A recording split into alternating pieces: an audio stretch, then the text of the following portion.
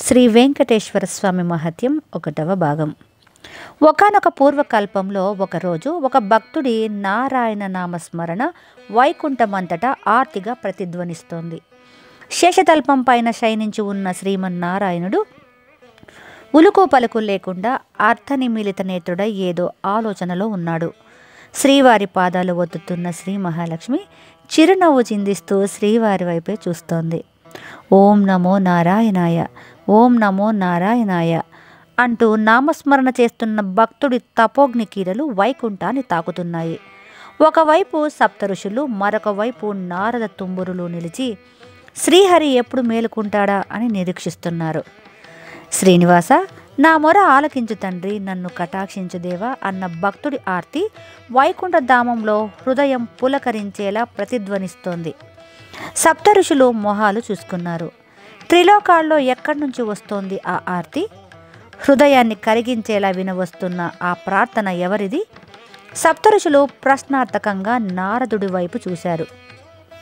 ఆ భక్తుడు ఎవరు అన్నట్లు నారదుడు గొంతు బాగా తగ్గించి రహస్యం చెబుతున్నట్లు, వెంకటుడు, మేరు పర్వతపుత్రుడు అని గొనిగాడు. వెంకటుడా, పర్వపుత్రుడా? ఆశ్చర్యపోయాడు అత్రి మహర్షి. వేం అంటే పాపములను, కట అంటే హరించు. ఆహా, వెంకట అన్న పేరులోనే పవిత్రత చాటుకున్న ఆ గిరిపుత్రుడికి ఏం కావాలి? ఎందుకు ఈ తపస్సు? అడిగాడు వశిష్ఠ మహర్షి చిరునవ్వుతో.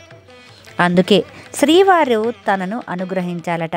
తమ నిత్య పాద దర్శన స్పర్శ భాగ్యంతో పేరుకు తగ్గట్టే ఆ గిరిపుత్రుడిని త్రిలోక వందనీయుడిని చెయ్యాలట అన్నాడు. తదాస్తు. శ్రీహరి అనుగ్రహిస్తూ వైకుంఠం నుంచి అదృశ్యమయ్యాడు. మరుక్షణమే మేరు పర్వతపుత్రునిపై దగద్దగ యశోబలతో ప్రత్యక్షమయ్యాడు.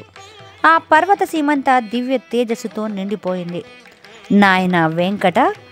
శ్రీహరి పలకరింపుతో మేరు పర్వతపుత్రుడు తపస్సు చాలించి దేవతా రూపు దాల్చి స్వామివారిని నేత్రపర్వంగా దర్శిస్తూ చేతులు జోడించి, శ్రీనివాస, శ్రీమన్నారాయణ, నా మొర ఆలకించావా తండ్రి?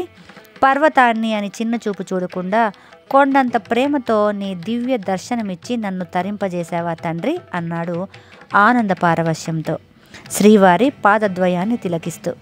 శ్రీనివాసుడు చిరు మందహాసం చేసి, వెంకట, నీ భక్తికి సంతసించాను, నీ అభిష్టాన్ని అనుగ్రహిస్తున్నాను. ఇక నుంచి నీవు వైకుంఠంలో మాకు క్రీడాద్రివవుతావు. శ్రీదేవితో కలిసి మేము నిత్యం నీపై విహరిస్తాము. మా ఆనందానికి గుర్తుగా నిన్ను ఆనందాద్రి అని భక్తులు కీర్తిస్తారు. అంతేకాదు, ఆ చిరకాలంలోనే వెంకటాద్రి అన్న నీ పేరుకు తగిన ప్రాముఖ్యతను కల్పిస్తాము అని వరాలు ప్రసాదించాడు శ్రీహరి.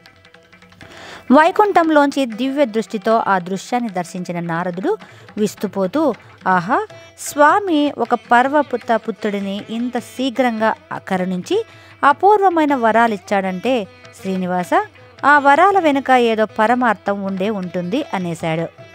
భృగు మహర్షి తుల్లిపడి, వరంలో పరమార్థమా? రెట్టించాడు విస్మయంతో. లక్ష్మీదేవి ఉలిక్కి పడింది. సప్త ఋషులు విస్తుపోయారు. ఆదిశేషుడు నిశ్చేష్టుడయ్యాడు. ఒక పర్వత పుత్రుడికి అనుగ్రహించిన వరం వెనుక ఏదో పరమార్థమా అంటే